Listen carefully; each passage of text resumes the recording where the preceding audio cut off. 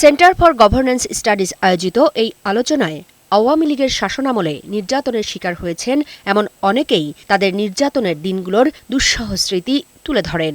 পড়াশোনা, আমার ফিউচার সবকিছু আটকে ছিল, একদম আটকে ছিল। আমাকে চোখ বেঁধে দিয়ে কালো কাপড় দিয়ে চোখ বেঁধে দিল, তারপর হাতে হ্যান্ডকাপ পরালো। এরপরের ইতিহাসটা আমি আর জানি না। আমার সঙ্গে ইনজাস্টিস করা হয়েছে এবং I am not a Islamic terrorist or any terrorist. নির্যাতনের শিকার এমন অনেক রাজনীতিবিদ ও সাংবাদিকও ছিলেন এই আলোচনায়। তারাও তাদের ওপর ফ্যাসিবাদ সরকারের জুলুমের কথা তুলে ধরেন।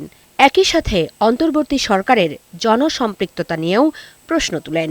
স্বৈরাচারের আমলা দিয়ে বিপ্লবী সরকার চলতে পারে না। এই আমলারা আওলা বাজাবে, এমন বাজাবে যে ওখানে দেখবেন ডিসিরা মারামারি করে, ওইটা নিয়ে 3 দিন ধরে আলোচনা, সচিবালয়ে কোনো কাজ হয় না। বেনিফিশিয়ারি গোষ্ঠী গত 15 বছরে তারা কিন্তু রাষ্ট্রকে অস্থিতিশীল করার জন্য নানানভাবে চেষ্টা করছে। লক্ষ্যটা হচ্ছে আমাদের রাজনৈতিক ঐক্যমত্য রাখতে হবে, একটা জাতীয় ঐক্যমত্য তৈরি করতে হবে এই উত্তরণ কালের জন্য। এই সরকার যত সময় লাগে তত সময় থাকুক না, সেটা কোনো কথা হতে পারে না।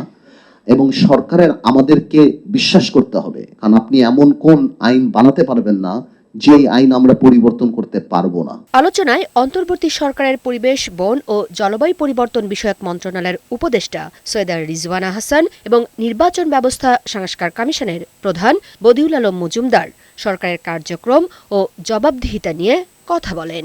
আমরা যদি নৈতিকতা বোধ ব্যবহার না করি তাহলে কিন্তু আমাদের যে ক্ষমতা আছে সেই ক্ষমতারও অপব্যবহার হবে।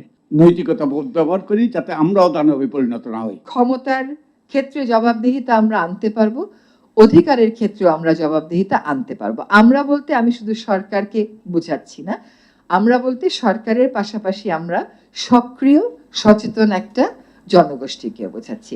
একই সাথে পরাজিত শক্তি দেশকে যাতে অস্থিতিশীল করতে না পারে সেজন্য সবাইকে এক থাকার আহ্বান জানান তারা। মুক্তা মাহমুদ, বৈশাখী সংবাদ, ঢাকা।